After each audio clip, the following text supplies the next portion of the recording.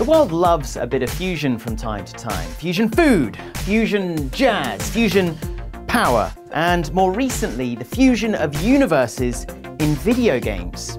Marvel versus Capcom, Mortal Kombat versus DC Universe. So, how do you up the ante even more to create the ultimate fusion MOBA game? Well, how about pitting the world's ancient gods and deities against each other in glorious fusion battle? Yeah, that sounds pretty epic. 68 gods or immortals make up Smite's roster, from the pantheons of Chinese, Egyptian, Greek, Hindu, Mayan, Norse, and Roman mythology. Beyond this, it plays like a regular MOBA, except for one small camera adjustment. Yes, Smite is unique in being a third-person perspective MOBA, rather than using the top-down format we know from Dota, League of Legends, and Heroes of the Storm. The three-lane structure is still the same, the jungle is still called the jungle, plus creeps, towers, and home structures are all present too. But by placing the camera behind the player, it affects the character movement dramatically. It's no longer click to move, but good old-fashioned WASD. Plus, with a coned field of view and only a minimap to reveal the rest of the action, it's all too easy to be snuck up on and punished right into the soil.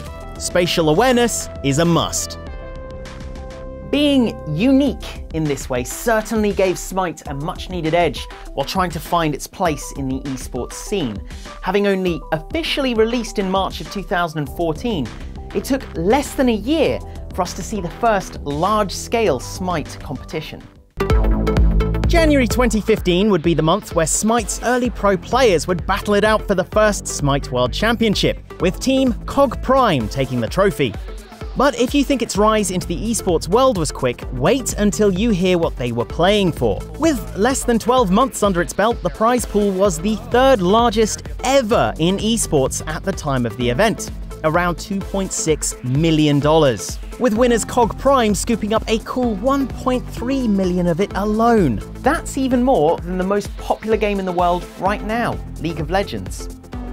Smite has an interesting way of involving their players with the esports scene, whereby in-game purchases contribute to the prize pool for the next tournament, with events going alongside this like the current Summer of Smite. Did you pay for the full character unlock in Smite? Well, you literally financed Cog Prime's fleet of Ferraris. Can they drive? You know, I'm not even sure they're all old enough. Smite is now also available to play via Xbox One and looks to be at the forefront of console MOBA gaming. The MOBA genre hasn't thus far done all that well on the console front, with problems adapting the controls to a gamepad or being plagued by game-breaking bugs. Just look at Lord of the Rings Guardians of Middle-earth. It remains to be seen if those console quirks can be smited. Smout?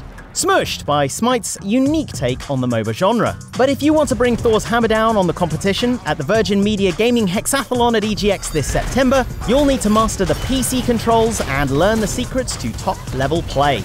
Don't have time, you hastily respond. Well, that's no problem, because we'll be back next time with everything you need to become the ultimate deity of destruction in Smite.